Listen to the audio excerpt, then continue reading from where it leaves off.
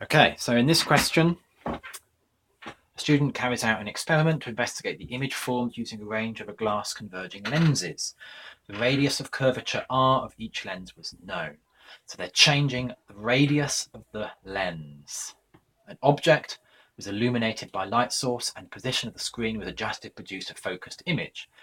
The distance of the object from the lens, object distance u, was kept constant. The distance from the lens to the screen, v, was then measured. This was repeated for lenses of different radii of curvature. So they've got different radius of curvature of the lens. They're keeping u constant and they're changing v to keep the image in focus. So the first thing we're asked to do is to calculate v, 1 over v. So you notice that these are to two significant figures. So we will keep our answers here also to two significant figures. Okay, this is now in section B of the paper, so this is the practical skills part of the paper, so they're looking for things like that. So 1 divided by 1.7 to give us 0.59. 1 divided by 2.3 to give us 0.43. 1 divided by 3, we know that number is a third, so 0.33. 1 divided by 5.7, which is 0.18. We round that number up. 1 divided by 7.5, 0.13. Yeah, I note that I have written 0.33. I've not written 1 over 3 because this is still a calculation. Okay, so now we're asked to use the grid to draw a graph of 1 over v against 1 over r. Use the value in the table for your process data. So we've done that. So 1 over v is what we want on this axis. 1 over v in centimetres to the minus 1. And this one here is 1 over r in centimetres to the minus 1. So we've got to get our 1 over r has got to go up to 1.3. So we've got 1, 2, 3, 4, 5, 6, 7, 8, 9, 10, 11, 12, 13. So that's a sensible thing to put there, isn't it? So 0.1, 0.2, 0.3, 0.4, 0.6, 0.8, 1.0, 1.2, 1.4. So I've got bored of writing every single number, but those are our values for 1 over r. And 1 over v, we've got to get out to 0.59, so 0.6. So I might do 0.1, 0.2, 0.3, 0.4, 0.5, 0.6. It's the only way that's going to fit, isn't it? So 0.1, 0.2, 0.3, 0.4, 0.5, and 0.6.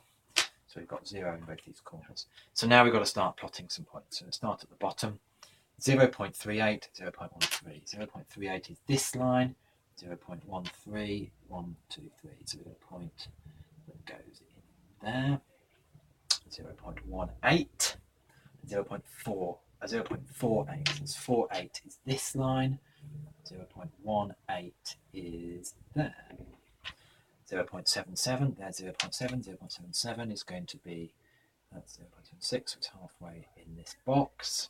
0.33, 1, 2, 3, there. 1, 0.43, 1, 0.1, 2, 3 is there.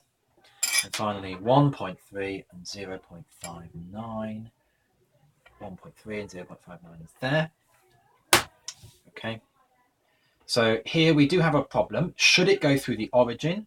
I would say no. We draw the line of best fit. We draw the line which it goes through the points. So I want my line of best fit to be something like that. Okay. So determine a value for n. So we've got this equation, 1 over u plus 1 over v equals n minus 1 over r. Now what we have plotted is 1 over r on the x-axis and 1 over v on the y-axis. So I'm going to rearrange this to find 1 over v. 1 over v is 1 over r into n minus 1 minus 1 over u. Now what we have done is we've got this on the y-axis, we've got this on the x-axis, it's a straight line, y is equal to mx plus c. So we can see that the gradient here is 1 over n minus 1. So if I find the gradient of this graph, I can get n minus 1. So that's what I'm going to write down, that the gradient is equal to n minus 1. So now I've got to find the gradient. Well, let's pick some points. I pick a nice big triangle. So I'm going to have this point here, which is 1.4. That's 0.6. 0.7, 1.4 and 0.64. Again, two significant figures, because this data is all to two significant figures. And I'm going to pick that point there, which is 0.10 and 0. So the gradient is the change in the y's. So that is 0.64 minus 0 over the change in the x's, 1.4 minus 0.1. And get our value, 0.64 divided by 1.4 minus 0.1 gives me a value here of 0.49, again to two significant figures. So n is equal to 0.49 plus 1. So n is 1.49. Okay, this is a refractive index. Does refractive index have a unit? No, it's just a ratio of speeds. Okay.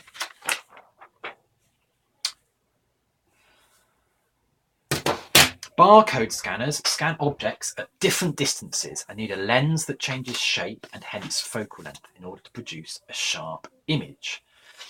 A fluid is sealed within a thin membrane and acts as a shape-changing lens. A current in a coil of wire is used to change the radius of curvature of the lens. Increasing the current decreases the radius curvature of the lens and increases the focal length. The manufacturer states that the current in the coil should not exceed a maximum value. Justify the manufacturer's statement. So we see that if we increase the current, I'm going to stop this and start again.